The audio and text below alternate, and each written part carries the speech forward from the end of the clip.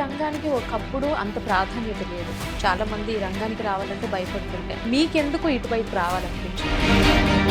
కాలేజ్కి వెళ్లకుండా ప్రైవేట్గా చదువుకొని ఎగ్జామ్స్ వరకు రాస్తాము అన్నా కూడా ఎగ్జామ్స్ అప్పుడు రాయటానికే టైం దొరక్క చాలా ఇబ్బందులు పడాల్సి వస్తుంది.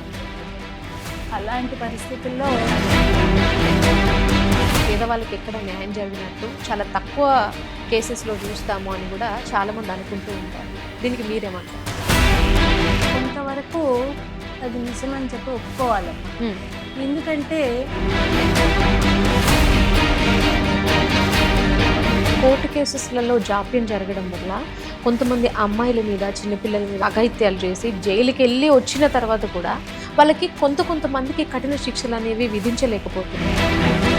ఆ రెండిట్లోనూ తేడాలు ఉంటాయి. అది కూడా 18 ఏళ్లలోపు వాళ్ళందరూ పిల్లల కిందే లెక్క, వాళ్ళందరినీ కూడా. అందుకని వాళ్ళని కూడా వీటిల్లోనూ నేరస్తులుగానే పోక్సో కిందే పెడుతూ వస్తున్నారు. దాంట్లో సాక్ష్యాలు చెప్పడం కూడా అమ్మాయిలు మేము మా ఇష్ట ప్రకారమే వెళ్ళాము అని కూడా చెప్తున్నారు.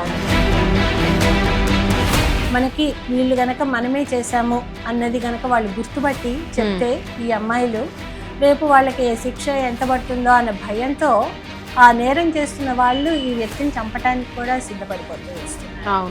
మనకి ఈ శిక్షలు ఎక్కువ చేసుకోవటం, ఆ తీవ్రత పెంచుకోవటం మనకు మంచిదేనా అనేది కూడా ఆలోచించుకోవాల్సిన అవసరం ఉంది.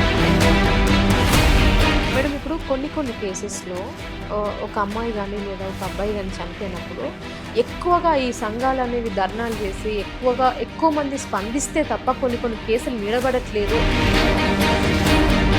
ఆ స్పందన ఎందుకోసం? ఇంత నేరాలు జరగకుండా ఆపాలి అన్న వాళ్ళ ఆక్రోశం.